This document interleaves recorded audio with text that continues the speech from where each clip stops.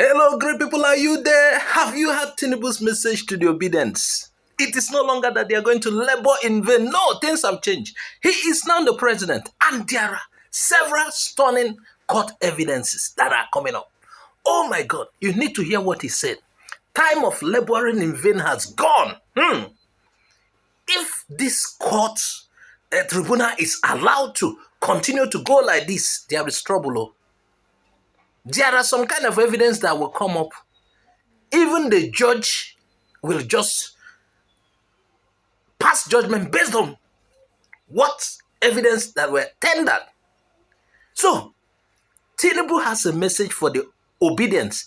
You need to hear this. Let's read it out. I have it here. Breaking. Chief Bola Tinubu, that's the president of Nigeria, addresses Obidients in new press release. Now let's read it. He says, today, okay, that was his first day in office. Today, in my first day in office as president of the Republic of Nigeria, I am filled with deep sense of purpose and a strong desire to foster unity in our great nation. Odiego, he wants unity now. He doesn't want unity during the election. He wanted violence then. Now, he is now the president. He's a cool-headed man, president of all. He wants unity. Have you heard that? Okay, let's continue to read. He said, I am filled with a deep sense of purpose and a strong desire to foster unity in our great nation. It is my belief that only through unity can we overcome the challenges that lie ahead and build a prosperous future for all Nigerians. I will continue to read and do some explanation. Now, I want to tell you something. The Obidients are not ruffling his government. No. Nobody is fighting his government. Nobody is against what he is doing. The Obidients are just going to court. And Obidients, they also want this unity, a true unity. So, they are not fighting your government. They are going to court. Yes, the Obidients are going to court as the Constitution provides. They are not fighting your government. And please, we beg you, based on what Peter Obi said the other day about threats on his life, please, we beg you, please leave Peter Obi alone. Leave him alone. He will go to court and whatever the court rules, we will accept. Or Nigerians might choose, okay, let me say, Nigerians may choose to accept or not. Please allow him to go to court. Let nobody trouble him. But Obidients are peaceful and they will support the government of the day. Now let's read on. He said, I would like to take a moment to acknowledge and recognize the Obidient movement. Your passion and commitment to bringing about true change in Nigeria have left an indelible mark on our nation's history. Of course, Obidients are formidable. They shoot ground. Okay, he went on. He said, while you may not have cast your votes for me, I am inspired and challenged by the ideas you uphold and the vision you have for our country. Wow, yeah. I like this line. This line is sweet. Yes, you know that they didn't cast their vote for you. Now, he went on, he said, in your principle, Mr. Peter Obi, you saw a frugal leader who understood the importance of responsible management of our national resources. I am committed to upholding this principle and ensuring that there is no waste of valuable resources under my administration. So he's trying to tell you that same thing you are looking forward in Obi, that he will give it to you. Whatever you have, you saw in Peter Obi that has, that made you resolve that you were voting for Obi, that you are part of Obidient, that he, Tinubu too, has it and can give it to you. Well, what do you think? Is that what we see in Lagos, a small part of Nigeria that I govern, though it's a commercial, the most commercial nerve of the country? Is that what we saw? Well, we are still watching. Then he went on, he said, I want to assure you that the days of cabal that held Nigeria back are over. the cabal days, the cabals in Buhari's government, the cabals in Yaradua and their governments, various governments and their cabals, people hijacking the government. That he said, it is over. He said, we have put an end to the fuel subsidy, a decision that aligns with the vision shared by P2B. So P2B also agrees with fuel subsidy. That's what he's telling you, that the fuel subsidy is coming to stay. That P2B also has plans to implement it if he was the president. Meanwhile, how did P2B plan to implement his own fuel subsidy? Is it the same way? What about the cushioning it so that Nigerians will not so much feel the pain? Are your results the same? That of Tinubu and P2B, are they same? Are you just going to totally remove the subsidy and nothing is done to alleviate the pain that will cause? Is that how P2B will handle it?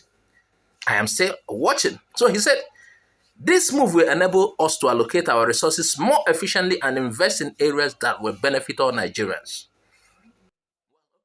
Now, he went on and said, furthermore, I pledge. Okay, no. Before we go, let's talk about the cabal. I was listening to a particular man who I don't like most of his comments, but then I picked something. He said, Tinubu will end cabal. A leader of the cabals will end. What is he trying to say?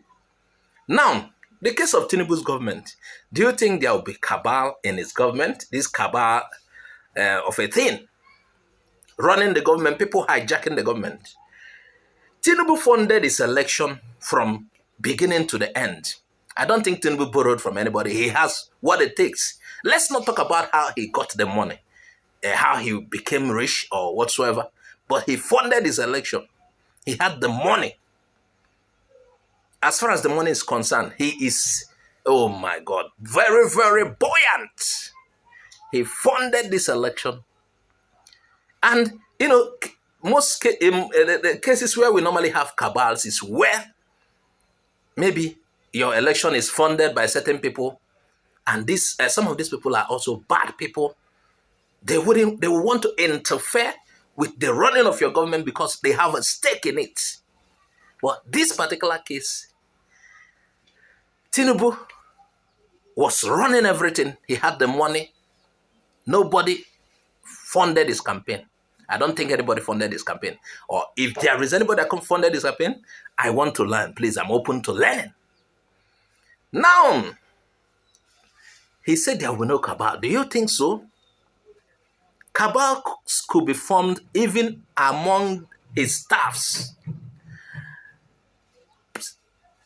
The chief of staff can form a cabal around him that he may not even know. Yes. Depending on how he chooses to run his government. And I also understand that Tinubu is old and there is an impediment that comes with old age and sickness too. Well, he has the money to manage the sickness. But then, he will not totally be in charge like when a young person is there. So how can he say he will not allow cabal? Do you think so? There will be new cabals.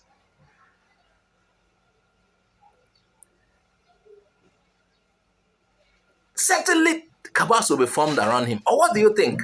Teach me what I don't know. Now, furthermore, he said, I pledge to run an inclusive government. Okay? Labour Party, P2B, are you going to be part of this government? I don't know. He said, one that embraces diversity and welcomes a range of perspectives. To this end, I have reached out to the Professor Pat Otomi, who is a member of Labour Party, to seek his expert advice on our economic roadmap. By harnessing the knowledge and expertise of individuals from various backgrounds, despite political or religious affiliations, differences, he said we can develop comprehensive and effective policies that will drive our nation forward. Are you truly sincere Is it because of that they shouldn't go to court to seek redress in the worst election? Why is he doing this? Or is this just normal for somebody who is the president?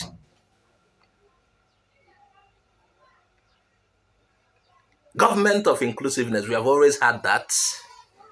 We have always had that. We have always had that. I'm watching for how many Igbos will be in your government. Yes, in your appointments. And not the kind of one you give to Joe Ibokwe to clear dustbin. No, in Lagos. And he's still doing that. And we're still watching. Meanwhile, that may not even change anything. I'm not even particular about giving Igbos appointments. The one that have gotten appointments, what did they do with it?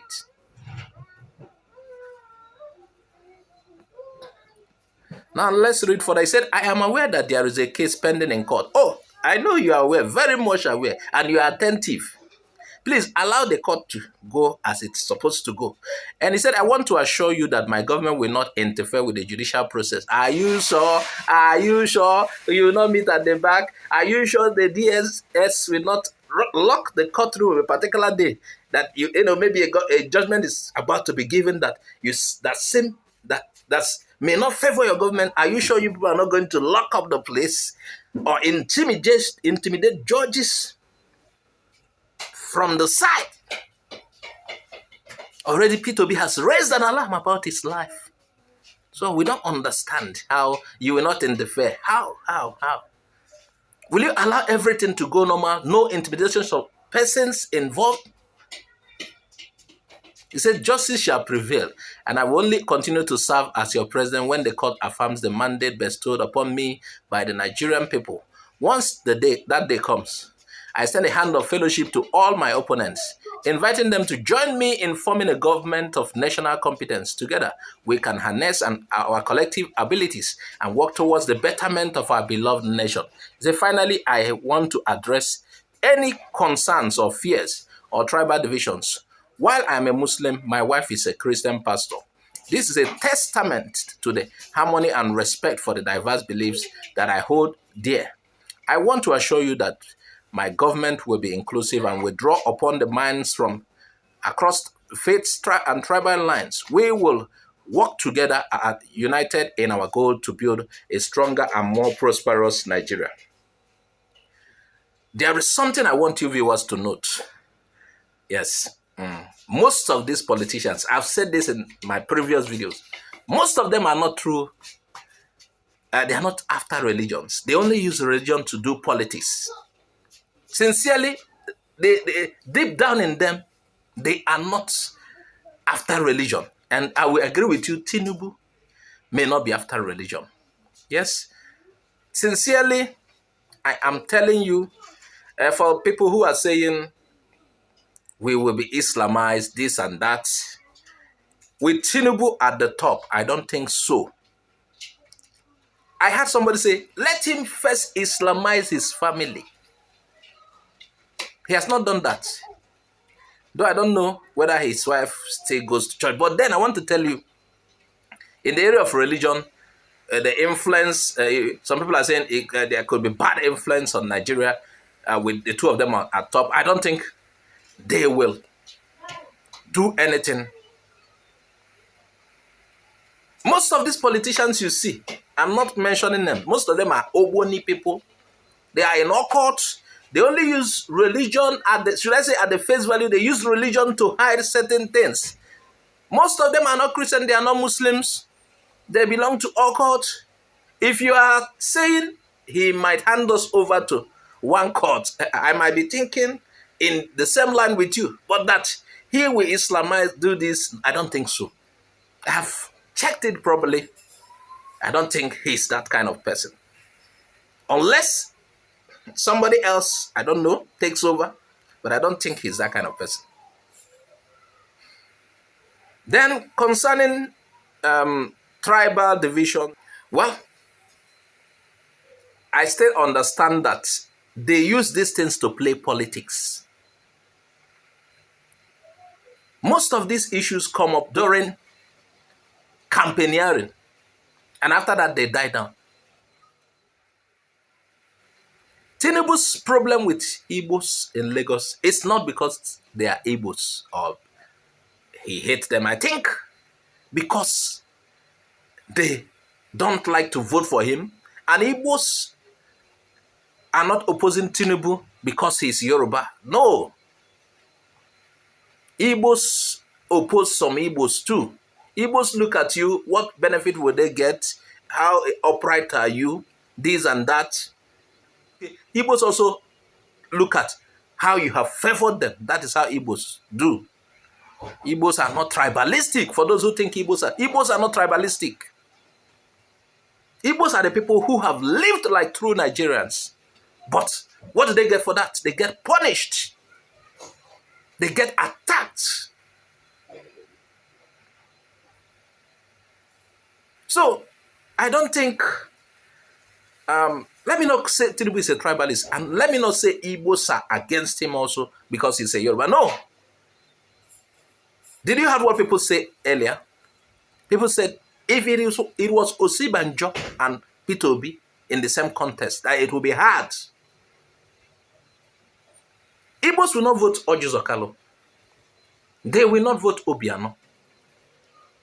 They will not vote Ikpeazu. Contesting with Osibanjo, they will vote Osibanjo. But they will vote an Umahi. Yes, despite that some Igbos are opposed to Umahi because of his anti-Biafra posture. But then, Igbos are about somebody who can work, who will serve well. That is how Igbos choose. So Igbos are not opposed to Tinubu because he's Yoruba. No. Even though there is still these sentiments and this thing that has, a particular tribe is known for this, a particular tribe is known for this, Yoruba betrayed this and that. But then, mention Osibanjo where Igbos are, and they will hail him. They hold him in high esteem. Let me tell you. Because they feel he is equal to the task. He can walk. They respect him so much. I think you rather do do the right things to earn Igbo's respect. So Igbos are not about Igbos are not tribalistic, let me tell you. If you've studied Igbos well, they are not tribalistic. And those who talk about Igbos, that they go to other people's place, but we are itinerary people. We travel. And if you can actually compete with us in our space, you can come. We are everywhere. We expect you to be everywhere. Igbos are not stopping you from renting shop in Onitsha or Aba. But go there and compete equally. Equal level playing ground. The same level playing ground. And according to him, he said, fellow Nigerians, the time for campaigning is over. Now we must focus our effort in building our nation and addressing the pressing issue of insecurity. I want to assure you that we will not tolerate insecurity in our land. Yes, it must not be tolerated. We will take swift and decisive action to root out those who seek to undermine our nation's greatness. We will confront them head on and restore peace and stability to every corner of our country. Hope your DSS will work well, please. Your DSS. Let them not become a witch hunt tool. Yes, and your EFCC, like past governments have done. Let them not become witch hunt tools. Tracking down only your enemies. Tracking down only those who are opposed to your government. Let them do the right things. Fight insecurity the way you ought to fight it. You shouldn't buy private fighter jets for use in Southeast alone. I have not said that there are fighter jets that were brought into this country for use on Southeastern residents. No, but I'm telling you something. Who killed Elena Baba if you add Gideon Ayusabi? There could be such intentions. There could be such motives. So he rounded up by saying, I believe in Nigeria's potential and I'm confident that together we can overcome any obstacle that stand in the way. Let us join hands and work towards a brighter future where every Nigerian can thrive and prosper. Thank you and may God bless you. Ayo Rahman, SSA, spokesperson, team, Office of the Federal Government of Nigeria, President. Viewers, what do you think? Add your comment on the comment section. Please, if you have not subscribed to our YouTube channel, subscribe, follow us on Facebook, Twitter, and Instagram for more updates. Bye-bye for now.